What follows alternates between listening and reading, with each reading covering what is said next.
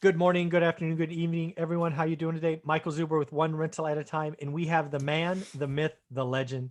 Yes, Matt, the mortgage guy, with us this morning. How you doing, buddy? I'm doing good, Mike. How you doing? I'm doing well, man. I failed to plug your YouTube channel in the first one, so let's hit it right here. It is a page that I look at nearly every day because you're putting out some really amazing stuff. What is your YouTube channel? If you just search Matt the Mortgage Guy, and I'll tell you something, some inside info. Sometimes people ask me questions, and I think it's something that's going to be very useful to people watching my channel. I could care less about the YouTube algorithm. Yeah, I I know, put me out too. I stuff. don't care. I don't even know what it is.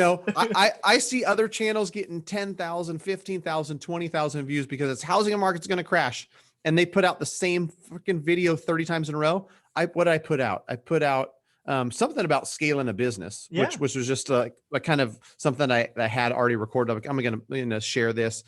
Somebody asked me about something else. I've had videos that just bombed. Like YouTube just told me in the last month, like, we don't want this crap. I keep putting it out because it's stuff that's helpful. Yeah. It's not clickbait. It's not meme stock. No. It's not any of that. But if you're looking at mortgages and real estate, I think it's useful. So mattthemortgageguy.com. That's the plug for my YouTube channel. YouTube's not going to promote me. No, So I will. us little guys will just have to promote me. Yeah, we'll stick together on that because I mean I understand what an algorithm is, but I don't care.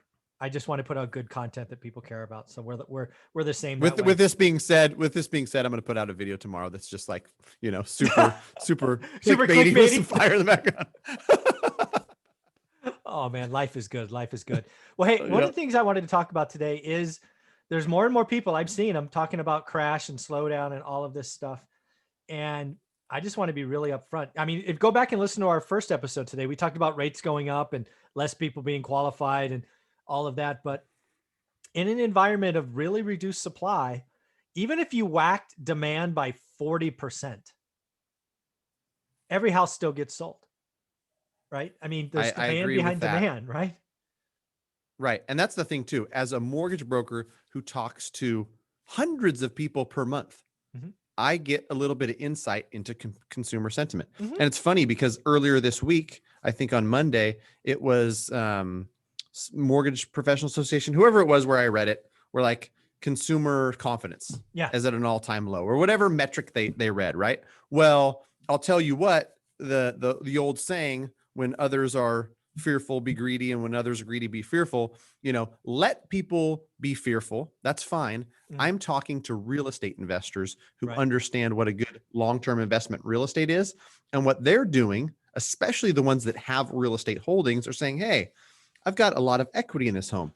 I can't tell you how many people, Mike, not irresponsibly, not pulling out money to buy boats and other things like that, but saying, you know what? Let me pull 300. Let me pull 500,000 out of this free and clear home in San Jose. I'm going to put it on the sidelines. And when a real estate deal comes up, I'm going to buy it because real estate appreciates, debt pay down, tax benefits, all that stuff. And so they are literally standing behind this mob of home buyers that we all know and we all can see in our head that are bidding up real estate as we speak. And if those people dissipate, if rates go to 3.5 and those people get scared or they say, no, I'm out, behind them is a bunch of people with boatloads of cash ready to buy. And so that's why when somebody tells me I'm going to wait, or I think that because of this, and that real estate might go on sale, we might get a 10 or 20% correction, whatever. I just tell them it's not possible. I'm not the smartest dude in the room, but I understand supply and demand. Yeah, it's a really easy metric. Right. And there is no way that when there's so much demand for iPhones that you can tell me, well, because technology is getting better, iPhones are going to be $500 in the future. No, they're not. They're going to keep charging $1,000 because a lot of people want them. Yeah. And that's what's happening with real estate. A lot of people want it. And behind all the people that want it are more people that want it. And behind them, probably more. Well, and I'm telling you, I'm having conversations with people that have a lot of money to do it. This is what I wanted to talk about, because when this is the setup that I see.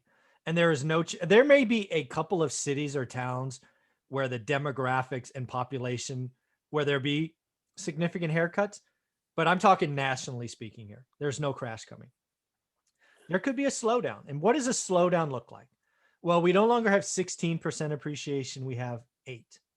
What really it means for most of us and the investors out there, myself included, is quality differences will matter.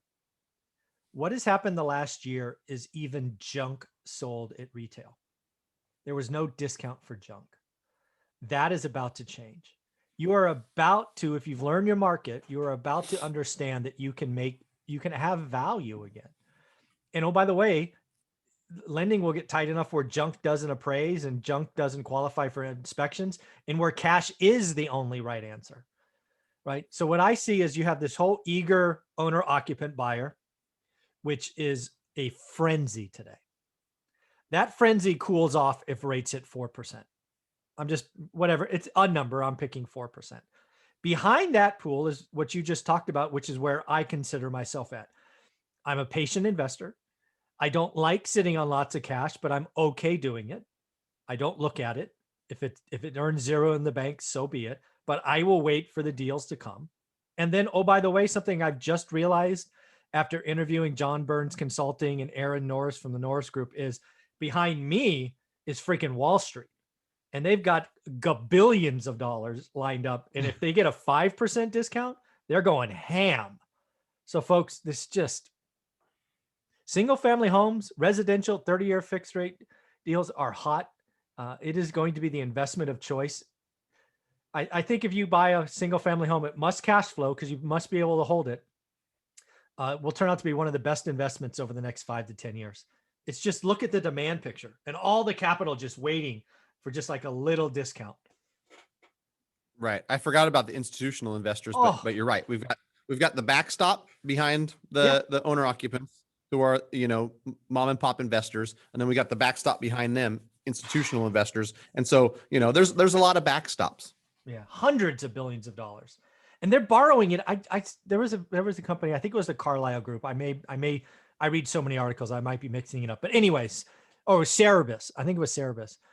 They had $500 billion lined up at 1.99. They're looking to buy 20,000 homes or some ridiculous number. I'm like, right. Jesus. And you mentioned it in a conversation that we had. There's just so much money in the system. Yeah. Just so much money. Yeah. And I'm glad we're talking about that because I think there's so much money in the system. There's also going to be a lot of pain. But where you play, where I'm playing exclusively now, it's the safest place, and that's residential units, because you can get that 30-year fixed rate money, right? There are investors today getting 30-year money with a 3 on it. I can't believe it. And if you're doing anything with adjustable rate mortgages or terms at 3, 5, and 7, good luck, because you're going to be refining in a rising rate environment. It's not a good look, in my opinion. Yep. Yeah. We're in alignment for sure on the outlook of real estate. Yeah. And then I just think about all this money in the system. It'd be really interesting to see what the 10-year auction does today. But there's only they just have to fundamentally start soaking up some of the excess cash. The repo market, I think it was yesterday, had like $438 billion parked there overnight at 0%. Wow. I mean, that's a record. I mean, there's just so much money. They're happy to park it overnight for 0. I'm like, does that even make sense? I mean, there's just, we're about there. I know one thing for certain is there's going to be pain felt. I felt the same way in 2007 when I couldn't buy that 9th house. I'm like, I bought a house for 107, rented for 1,100. It's now worth 290. It still rents for 1,100. What the hell? This doesn't make sense. I feel the same way today, except today it's multifamily. It's just the assumptions being made, the prices being paid. There's going to be a lot of syndicators and investors in apartment deals that lose their ass in 3 to 5 years. Yeah, I know. I agree. I get calls, and I think I got some comments asking me about interest only loans and this and that. And I'm telling people, like, if you've got a stretch and you need interest only, you need all this other stuff to make a deal work, that's what qualifies as not a deal. Amen. Yeah. When you got to reach spread, when you have to beat up your Excel spreadsheet to make it look like a deal, it's not a deal. Right. Yeah. If I do a 40-year interest only and I get the max amount of rent possible, then maybe this thing pencils. Well, If you got to do all that to make it pencil, Doesn't pencil. not a deal. Not a deal. Yeah. Oh, it's going to be fun, man. I look forward to what happens over the next week. These next 2 days, like you said, 10-year note auction today, and then tomorrow CPI, which is going to be hot. It's coming in hot. Be hot, right? All right, let's take a guess. I always like over unders. So I think the 10-year before this auction was at let's call it 1.5. Do you think it's over 1.6 by our conversation next week? Yes, I'm going over. I do too.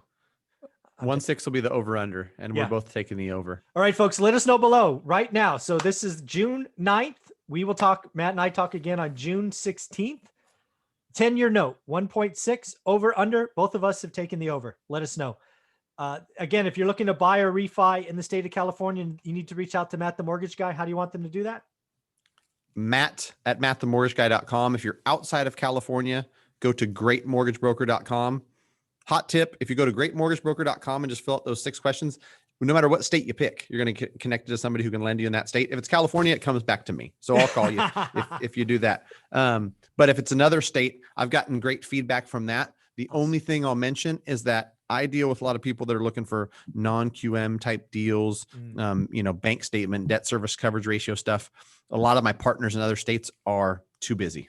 They're not dealing with that stuff. So I got that feedback recently. But ultimately, if you send an email to Matt@mattthemortgagiguy.com, me, my office manager, my team, we're going to lead you in the right direction. We'll point you in the right direction, no matter where that is, whether it's with us in California, somebody else in Texas. Just shoot me an email. I'll get back to you. If I don't, then, talk bad about me to Mike. So far, so good. I was going to say the last 6 months, your review rating has been 100% positive. So thumbs up. All right, buddy. Don't jinx me, man. Knock on wood. All right, brother. Take care of yourself. All right. You too. Thanks, Mike.